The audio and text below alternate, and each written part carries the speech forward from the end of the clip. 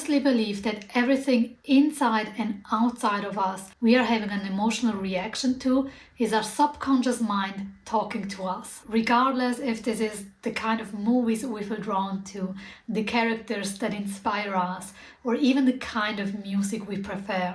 I think that the emotional reaction to it is either our subconscious mind calling out to who we really are, like an essence that is inside of us and wants to be expressed, or on the other side it could be a gentle or sometimes not so gentle nudge of things that we need to work through. Hello and welcome back. If you're new to the channel, my name is Chada. As mentioned, in this video I want to talk about the emotional reaction that we are having to things, either fictional or even in real life, and trying to understand a little better what they mean for us personally. Because I mean, seriously, have you never wondered why you can have such a strong emotional reaction to something while the person next to you couldn't care less? I've been in such situations so often where I felt like this emotional intensity about something and someone else is just like, okay, whatever. Or the opposite, where someone felt very deeply about something and I was there and be like, okay, I don't really feel anything.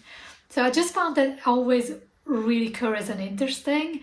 And as I dove deeper and deeper into mythology and archetypes and all that kind of stuff, I realized with time that the things we react to are very unique to us because it is our subconscious mind speaking to us. It is whatever you want to call it, if you believe in higher self, if you believe in the subconscious mind, but it is this other level of consciousness that knows something that our conscious mind doesn't know. And I think this is the communication that the two are trying to have but miserably fail at. As I mentioned in the beginning, I think there are two main reasons on why we're having an emotional reaction to something. The things that your soul calls you towards.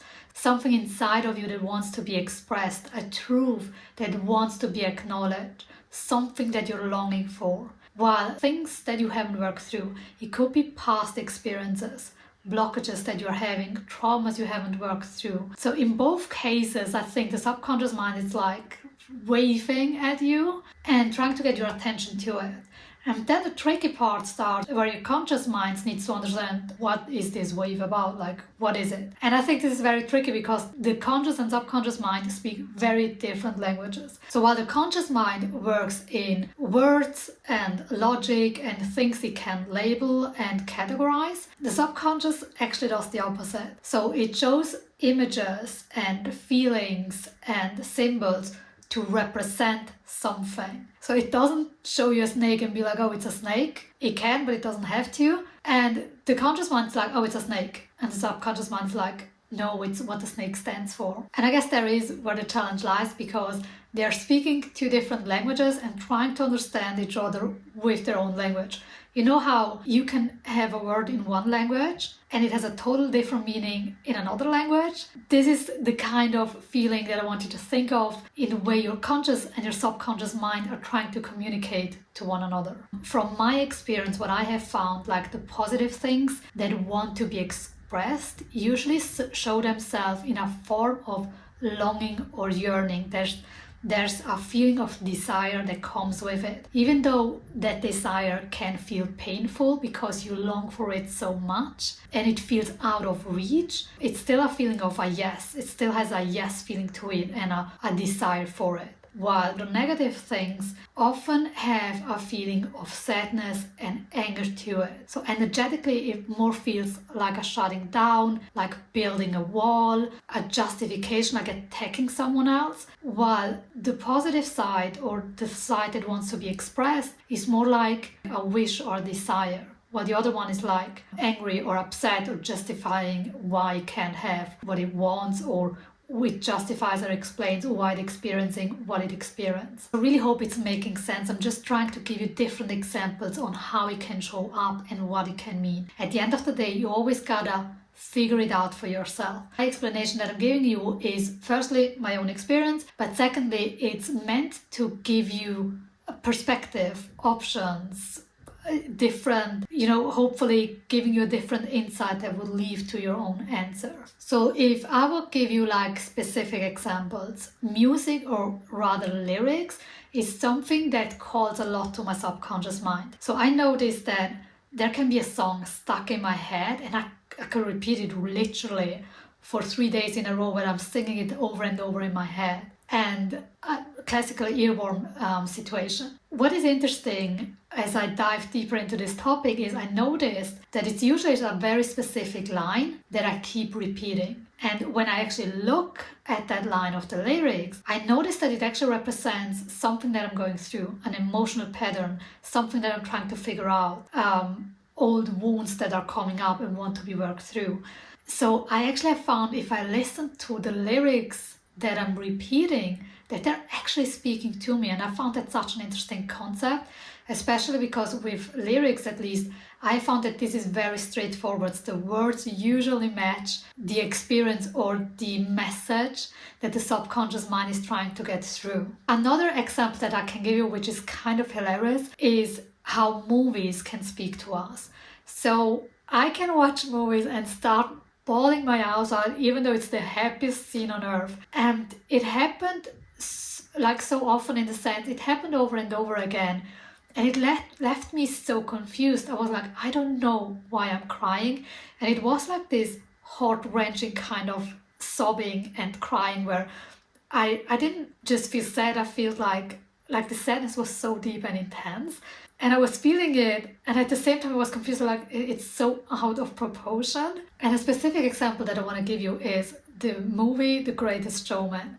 And I think it was in the very beginning, I haven't watched it in years, but when he becomes orphaned and there's this old lady that kind of looks like the witch from Snow White when she's in that, witch form and not in her queen form. And he gives him that apple, and you can see that she doesn't have much for herself, but he's hungry and she gives him that apple. And I don't know what it was about that scene, but it had me bawling my eyes out. I was so sad, and it went so deep, that sadness, like it was crazy. And I was sobbing and crying like crazy. And the hilarious part about this, or not so hilarious actually, I was in the middle of the plane. I was watching this movie for the first time in a 8 hours flight, and I watched this scene and I was crying like crazy.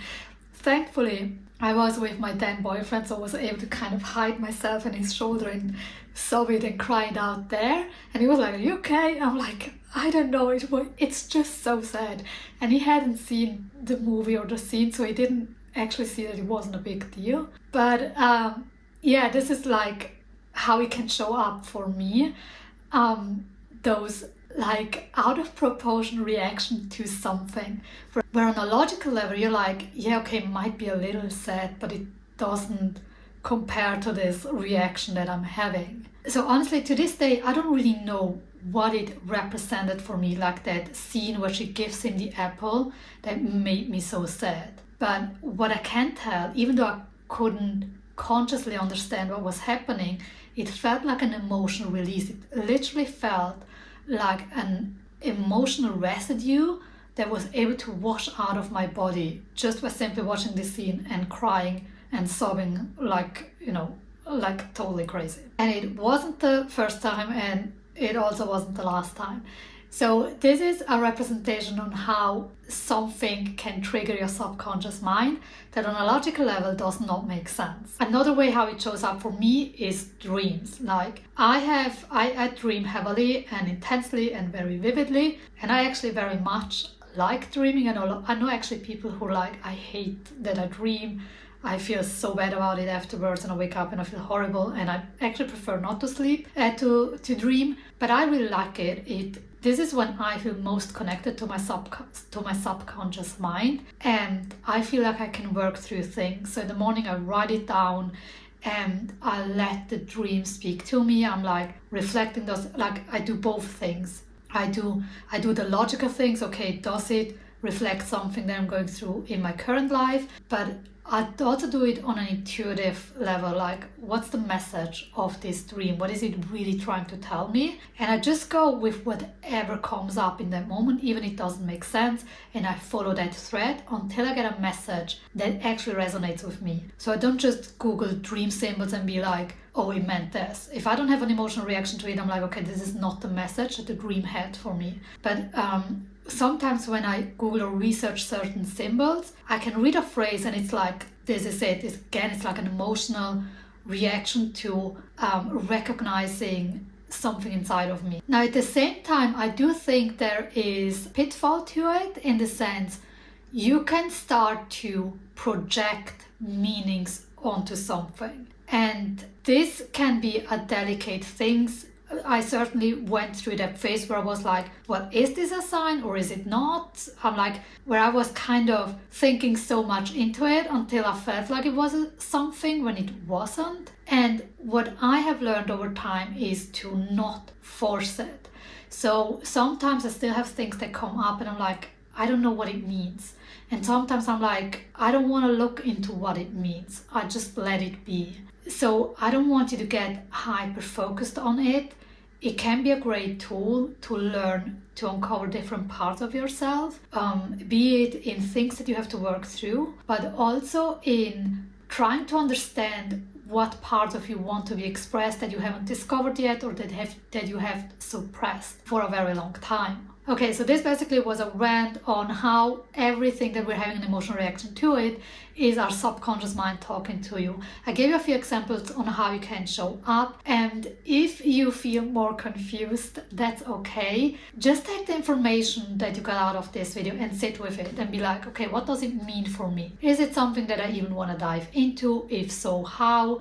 Maybe over the next week or two, you just observe yourself when you're having an emotional reaction, what kind of emotional reaction, and you ask yourself, is there a meaning behind it or not? Because one thing that I want to mention as well is there's also situational emotional reaction. What do I mean by that? So if someone steps on your foot and you're in pain and you get this burst of anger, this is not about having an emotional reaction or having an emotional trauma that you need to work through. This is a physiological reaction that expresses itself in emotion. But if your mom calls you and you just see the word mom on your screen and you're having an emotional reaction to it, either you're excited or you're having like a feeling of shutting down, that might be an indication of, okay, there's stuff to work through.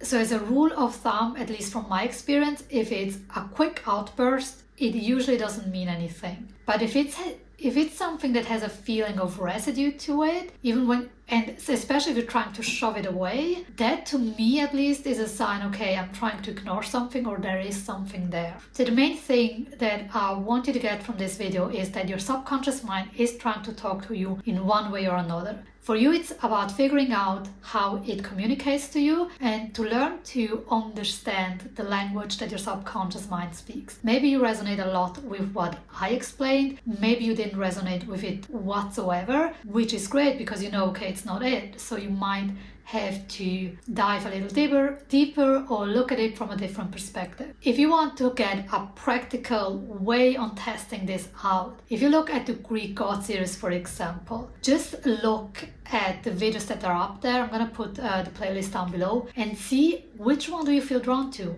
and why. And this can be like a starting point of figuring out, okay, what is my subconscious mind trying to tell me? How does it communicate and show me when it wants to talk to me? Is it a visual thing that I stop? Is it an emotion? Is it a thought that comes to my mind? So let me know in the comment box down below. I'm gonna be honest, this was like a free rant. I just went for it and I hope I was able to get the message across. If so, amazing. If not, please do let me know what was confusing. If there's something that I shall dive deeper into that would help you. Otherwise, this is it for this video. Thank you so much for watching and I see you in the next one.